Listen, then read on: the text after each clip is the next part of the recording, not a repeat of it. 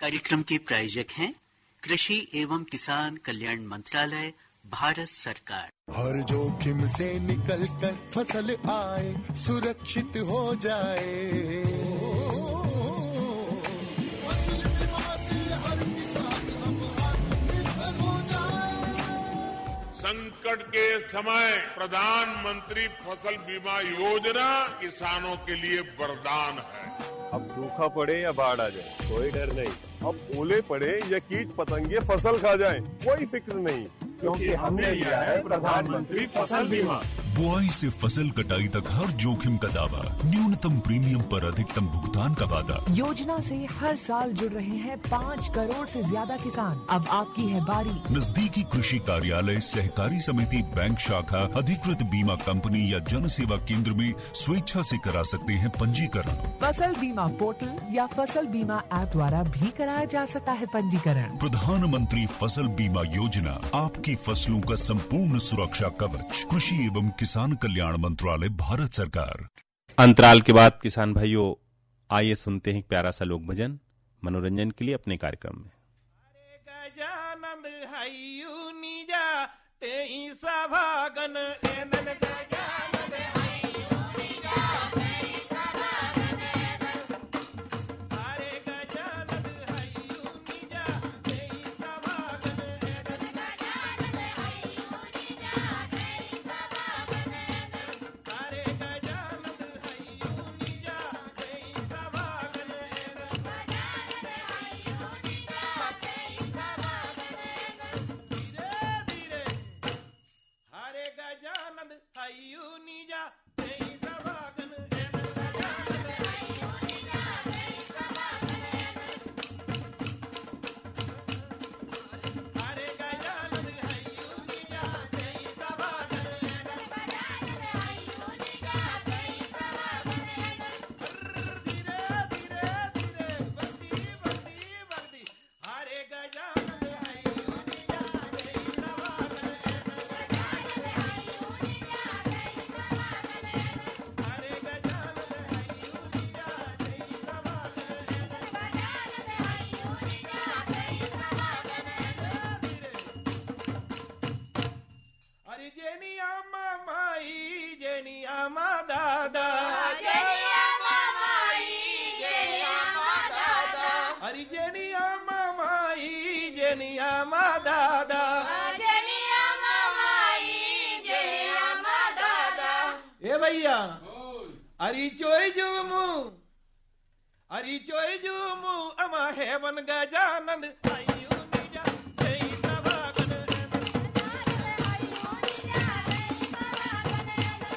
हरि चोय जुमु अमा हेवन गजानंद हयु निजा तेई सभागन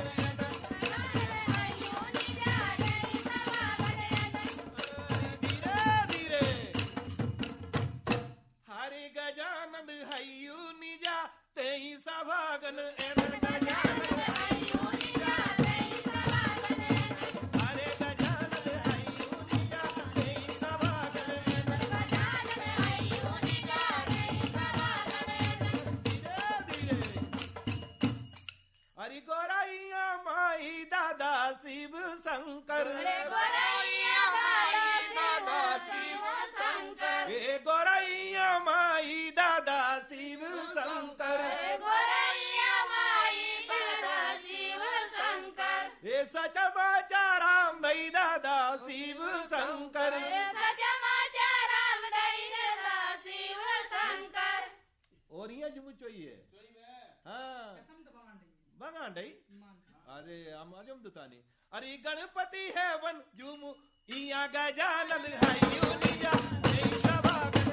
गजानंद हयु निजा तेई सभागन हरे गजानंद हयु निजा तेई सभागन गजानंद हयु निजा तेई सभागन धीरे धीरे बंदी बंदी बंदी हरे गजानंद हयु निजा तेई सभागन गजानंद हयु निजा तेई सभागन ये दई दई दई दई दई बंदी बंदी बंदी बंदी हरे गजानंद हयु निजा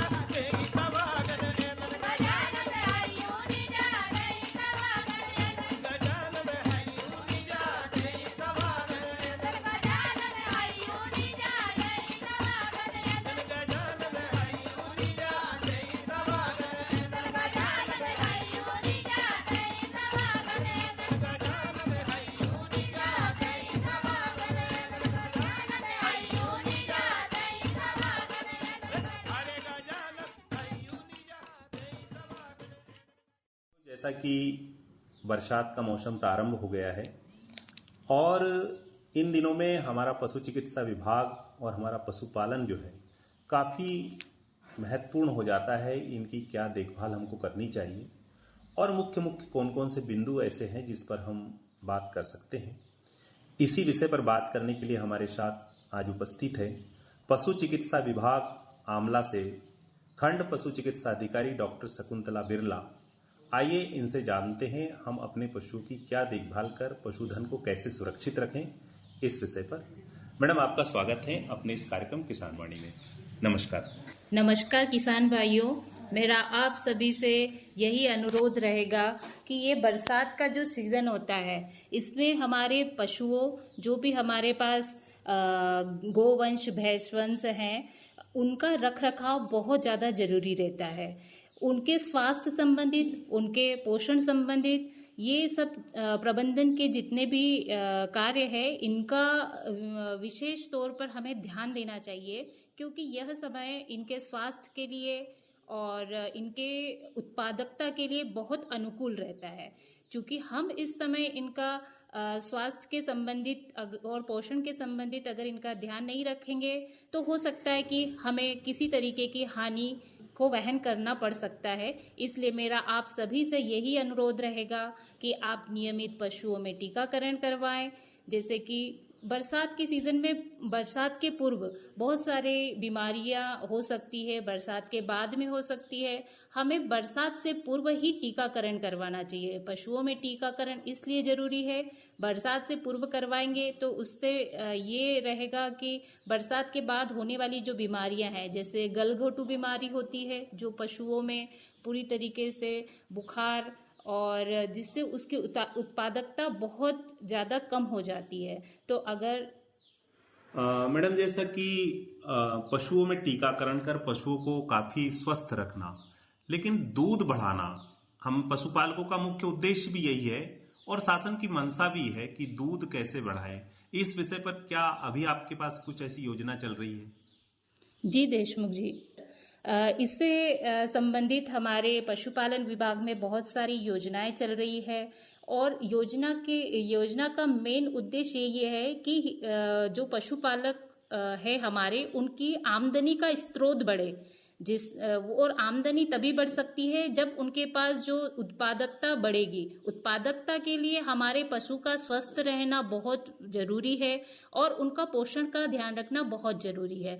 सरकार की इन योजनाओं का लाभ आप ले सकते हैं, जिसमें बहुत छोटे बैंक ऋण से भी आप योजनाओं का लाभ ले सकते हैं, जिसमें 5 लाख से 10 लाख का आप इकाई ले सकते हैं, जिसमें 5 भैंसे, 5 गाय, 10 भैंसे, 10 गायें आप ले सकते हैं। साथ ही अगर कभी आप पशुओं के पोषण और आहार के बारे में बात करें तो उसके लिए पशुपालन केसीसी ऋण योजना है, जिसमें बहुत आसानी से आप उसका लाभ ले सकते हैं और वह पैसा, वह जो राशि है वह आपको पशुओं के आहार और पोषण और उनके बीमा आदि कार्य के लिए ही मिल रही है। सरकार की मंशा ये है कि हमारे पशुपालक भाई लोग कभी भी किसी भी फाइनेंशियली किसी भी समस्या को वहन ना करें। तो इसके लिए सरकार ये चाहती है कि ज़्यादा से ज़्यादा वो सेल्फ हो जाएं। तो ये मेरा आप सभी से अनुरोध है। बहुत ही अच्छी बात मैडम आपने बताने का पूरा प्रयास हमारे किसान भाइयों के लिए किया है कि जैसे दूध बढ़ाना और उसके लिए क्या ऐसे किसान भाइयों को समस्या आती है और जिसका निदान आपने बताया कि छोटा सा एक ऋण लेकर के पशु आहार प्राप्त करके और एक बहुत अच्छा उत्पादन वो ले सकते हैं। ये बहुत अच्छी योजना है जिसमें हमारे किसान भाई लाभान्वित हो सकते हैं और पशुपालन को अधिक बढ़ा दे सकते हैं।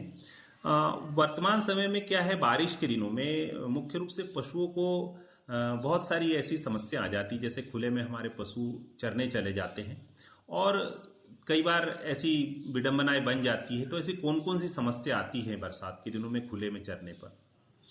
जी, खुले में चरने पर पशुओं में सर्पदंश, क्योंकि ये समय ऐसा रहता है कि जहाँ पर जो जमीन पर चलने वाले जानवर है जिसमें सर्प का जो पॉइजन होता है वो बहुत ज़्यादा जहरीला होता है, तो उनका डस होने का बहुत ज़्यादा चांसेस बढ़ जाते हैं।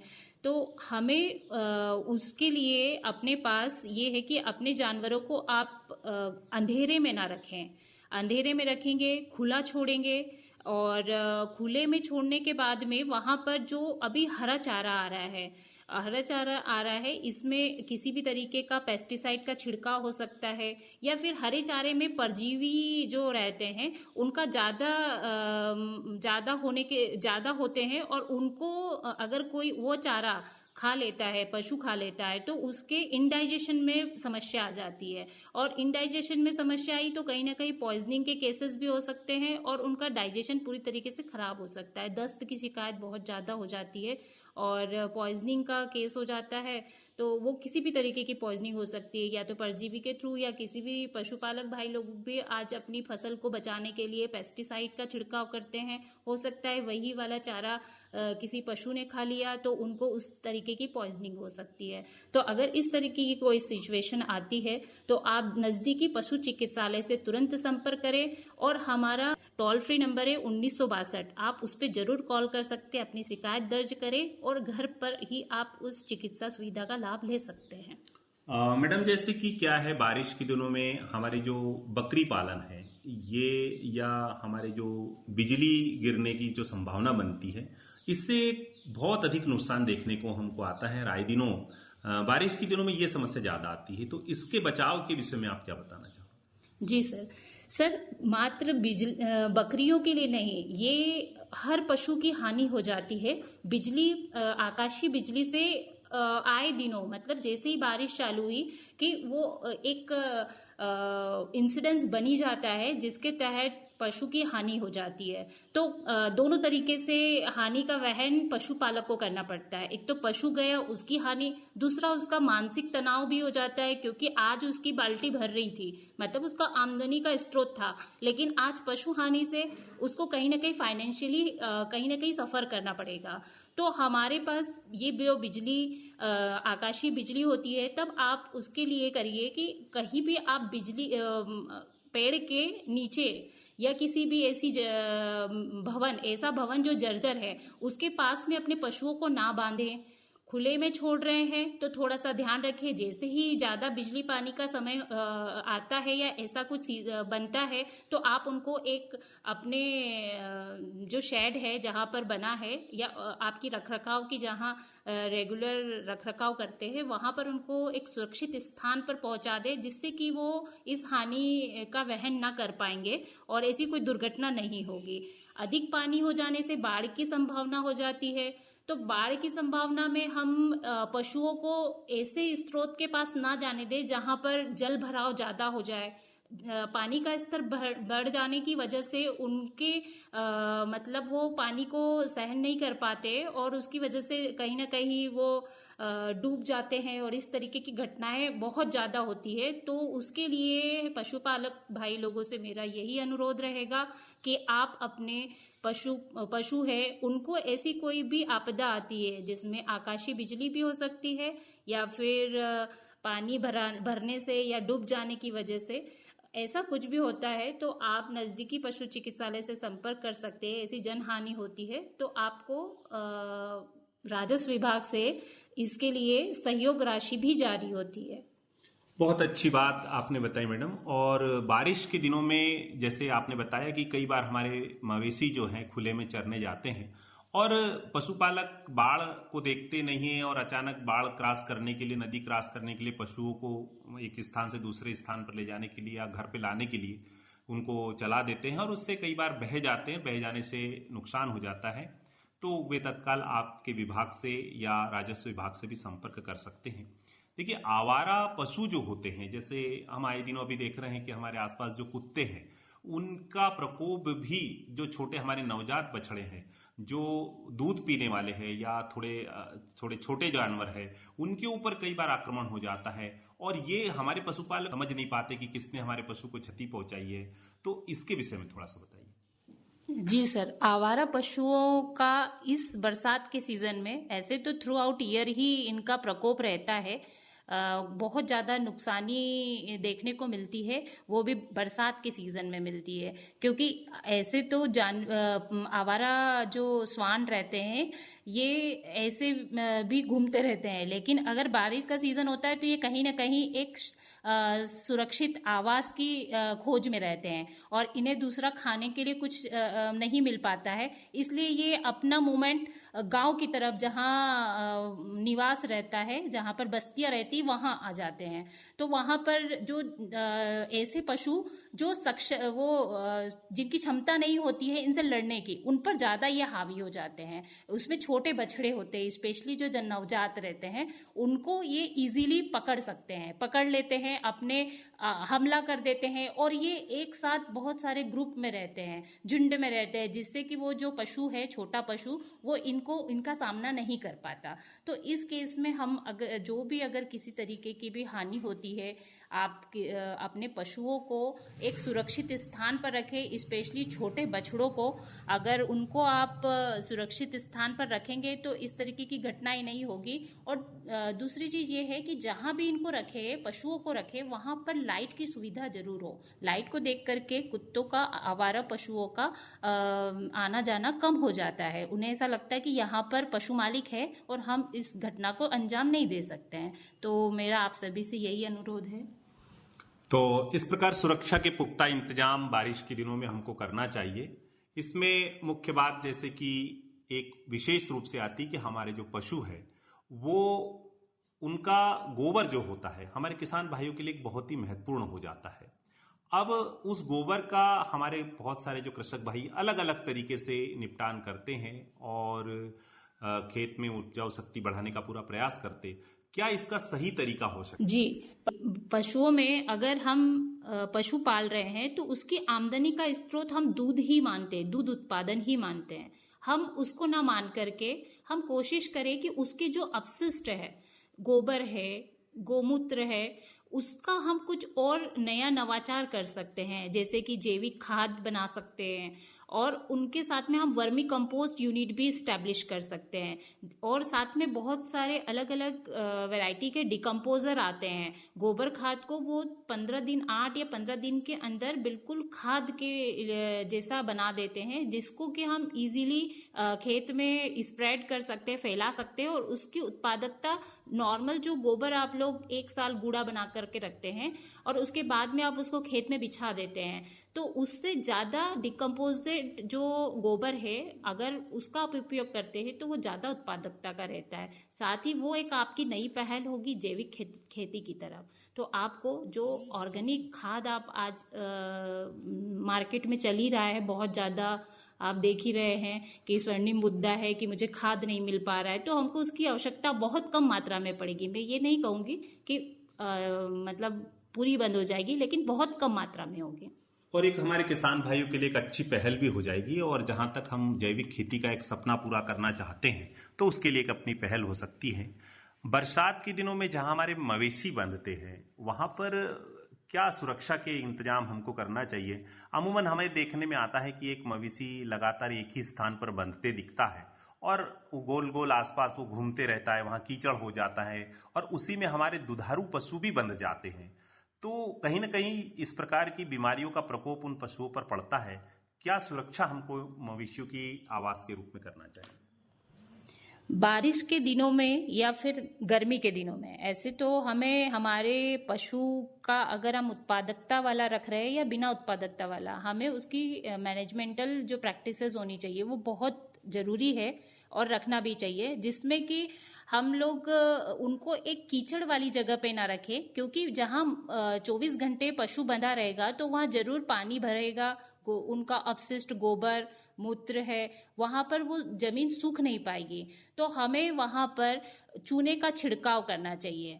अगर चूने का छिड़काव रहेगा तो वहाँ पर जो परजीवियों का मच्छर मक्खियाँ इनका कम वो रहेगा, प्रकोप रहेगा। और वो अगर कभी कम प्रकोप रहेगा तो बहुत सारी बीमारियां ऐसी होती है जो मच्छर मक्खी से होती है, या फिर उनके ऊपर जो परजीवी रहते हैं गोचड़ी किल्ली वगैरह, इनका बहुत कम प्रकोप हो जाएगा। इनसे होने वाली बीमारियों से बचा जा सकता है। दूसरा ये है कि अगर पशु है तो आप उसको अच्छा प्रबंधन करेंगे तो उसकी उत्पादकता बढ़ेगी, और उत्पादकता बढ़ेगी तो आपके आमदनी के स्रोत बखूबी बढ़ेंगे। इसलिए मेरा आप सभी पशुपालक भाई लोगों से ये अनुरोध है कि आप अपने पशुओं का एक व्यवस्थित प्रबंधन करना सीखें।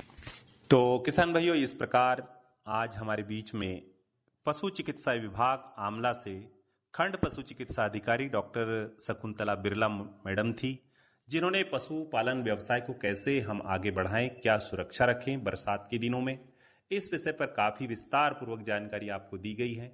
निश्चित रूप से आप जरूर ये जानकारी को सुनेंगे और अपनी खेती और अपने पशुपालन व्यवसाय में अमल करेंगे। जानकारी देने के लिए बहुत बहुत धन्यवाद मैडम जी। नमस्कार। नमस्कार। किसान भाइयों, अभी आप सुन रहे थे पशुपालन व्यवसाय पर बरसात में क्या देखरेख करें, इस विषय पर बातचीत।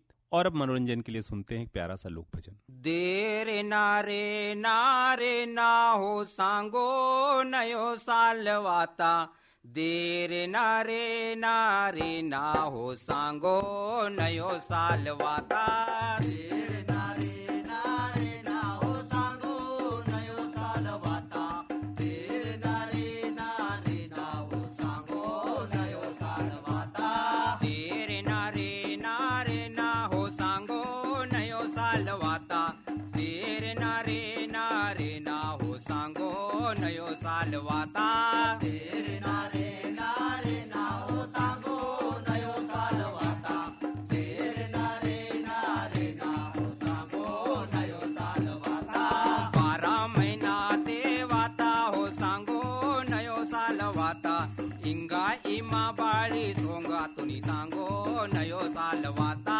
देर नारे नारे ना हो सांगो नयो साल वाता, देर नारे नारे ना हो सांगो नयो साल वाता, देर नारे नारे ना हो सांगो नयो साल वाता, देर नारे नारे ना हो सांगो नयो साल वाता, देर नारे नारे ना हो सांगो नयो साल वाता, देर नारे नारे ना हो सांगो नयो साल वाता, नीलाय नो चीट छुड़ी तत्का हो सांगो नयो साल वाता, नीलाय नो सिंगार तत्का हो सांगो नयो साल वाता, देर नारे नारे ना हो सांगो नयो साल वाता, देर नारे नारे ना हो सांगो नयो साल वाता, देर नारे नारे ना हो सांगो नयो साल वाता, देर नारे नारे ना हो सांगो नयो साल वाता,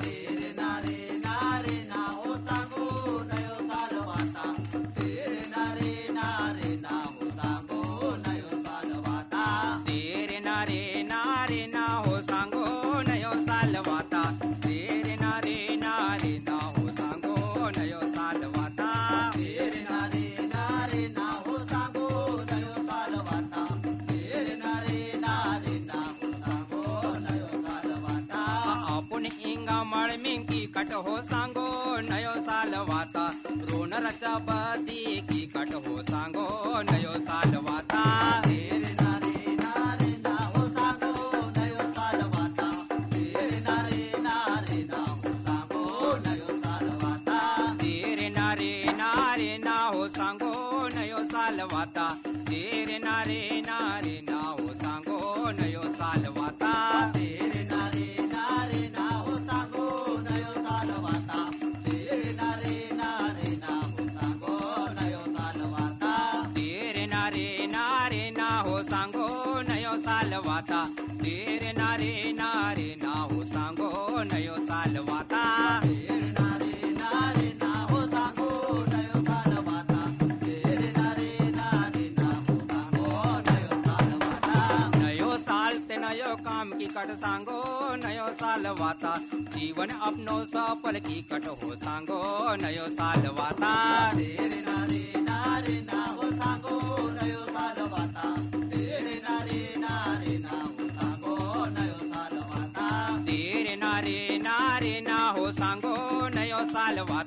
तेरे नारे नारे ना हो सांगो नयो साल वाता तेरे नारे नारे ना हो सांगो नयो साल वाता तेरे नारे नारे ना हो सांगो नयो साल वाता तेरे नारे नारे ना हो सांगो नयो साल वाता तेरे नारे नारे ना हो सांगो नयो साल वाता तेरे नारे नारे ना हो सांगो नयो साल वाता तेरे नारे नारे ना हो सांगो नयो साल वाता तेरे नारे नारे ना हो सांगो नयो साल वाता तेरे नारे नारे ना हो सांगो नयो साल वाता तेरे नारे नारे ना हो सांगो नयो साल वाता तेरे नारे नारे ना हो सांगो नयो साल वाता। किसान भाइयों, अभी आपने सुना बहुत ही अच्छा प्यारा सा लोक भजन बसंत कवड़े और साथियों की आवाज में। और अब आइए अपनी कृषि चर्चा में हमने बात को शामिल किया था जामुन के विषय में। एक बहुगुणी फसल है जामुन। भारत में अगर हम बात करते हैं किसान भाइयों तो बहुत ही उपयोगी पौष्टिक फल है और गर्मियों के मौसम में बड़े आसानी से इसका उत्पादन होता है। अपने अगर इसकी पहचान के बारे में बात करें तो गहरे बैगनी काले रंग, खट्टे मीठे स्वाद से भरा पूरा औषधीय गुणों से परिपूर्ण होता है, लोकप्रिय होता है। इसमें vitamin C, vitamin A, iron, calcium, potassium, fibre और एंटीऑक्सीडेंट से भरपूर मात्रा इसमें पाई जाती है, जो शरीर को स्वस्थ रखने में महत्वपूर्ण अपनी भूमिका भी निभाती है। किसान भाई, जामुन का अगर हम नियमित सेवन करते हैं तो पाचन तंत्र मजबूत होता है, साथ ही मौजूदा फाइबर, कब्ज, अपच और गैस जैसी समस्या जो होती है उससे हमको राहत होती है। हमारे शरीर के रोग प्रतिरोधक क्षमता बढ़ती है। जामुन में प्राकृतिक एंटीऑक्सीडेंट पाए जाते हैं जो शरीर की कोशिकाओं को नुकसान से बचाते हैं, साथ ही त्वचा को स्वस्थ और चमकदार भी बनाते हैं। अगर हम मधुमेह के रोगियों के लिए जामुन की अगर बात करें तो विशेष रूप से लाभकारी माना जाता है। इसके बीजों का चूर्ण रक्त शर्करा के स्तर को नियंत्रित करने के साथ और भी अन्य क्षेत्रों में सहायक माना जाता है। इसके अलावा जैसे हम जामुन हृदय स्वास्थ्य के लिए भी काफ़ी अच्छा होता है। अगर इसकी बात करें तो मौजूद पोटेशियम जो होता है रक्तचाप को संतुलित करने में मदद करता है। जामुन का सेवन शरीर में खून की कमी को दूर करने में भी सहायक होता है क्योंकि इसमें आयरन पर्याप्त मात्रा में पाया जाता है। किसान भाई, जामुन केवल फल के रूप में ही नहीं बल्कि इसकी पत्तियां, छाल और इसके बीज आयुर्वेद में औषधि के रूप में भी उपयोग किए जाते हैं। इसे जैम्स, जूस, सिरका, शरबत और अन्य खाद्य पदार्थ जैसे हम बना सकते हैं। ग्रामीण क्षेत्रों में जामुन के पेड़ पर्यावरण संरक्षण की भी महत्वपूर्ण भूमिका को अदा करते हैं, साथ ही छाया प्रदान करने के साथ साथ शुद्ध वायु और पक्षियों के आश्रय का भी कार्य करते हैं। हालांकि जामुन के अनेक लाभ है, फिर भी इसका सेवन संतुलित मात्रा में हमको करना चाहिए और अत्यधिक मात्रा में सेवन करने से पेट संबंधी अन्य भी बीमारियां होने का चांस बढ़ जाता है। इसलिए हम बात यही कहेंगे कि जामुन एक बहुगुणी, पौष्टिक और औषधीय गुणों से भरपूर फल है। यह केवल स्वादिष्ट और बल्कि शरीर को स्वस्थ रखने के साथ साथ रोगों को बचाने और पर्यावरण संरक्षण में काफी महत्वपूर्ण योगदान देता है। इसलिए हम कोशिश करें किसान भाइयों कि हम जब भी उद्यानिकी, बागवानी से संबंधित कार्य करते हैं तो इस प्रकार के पौधों को जरूर लगाएं। तो ये थी हमारी आज की बातचीत, हमने अपने किसान वाणी कार्यक्रम में शामिल की। कल फिर आपसे मुलाकात करेंगे नई चर्चा, नई जानकारी के साथ। फिलहाल दीजिए अनुमति अपने दोस्त दिलीप देशमुख को कार्यक्रम किसान वाणी से। जय राम जी की जय जवान जय किसान। अरे अरे अरे क्या कर रहा है? इधर इधर इधर हम बोल रहे हैं तेरे बीजू का। पुतला बोल रहा है? पक्षियों से तो हम खेत को बचा लेते हैं, पर इन घातक रसायनों से कैसे बचाएं? मतलब?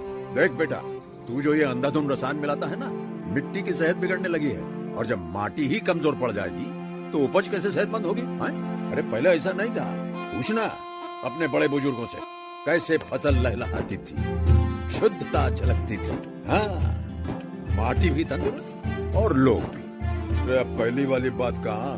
पर अब तो सब यही डाले हैं। सब नहीं, आज भी लाखों जागरूक किसान परंपरागत विधि से फसल उगा रहे हैं, खर्चा कम और उपज की कीमत भी बेहतर पा रहे हैं। सच है?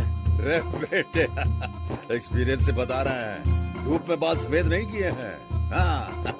ठीक है भाई, मैं भी आज से जैविक खेती शुरू करूंगा। माटी से प्रेम की परंपरा है, परंपरागत खेती। इस कार्यक्रम के प्रायोजक थे कृषि एवं किसान कल्याण मंत्रालय, भारत सरकार।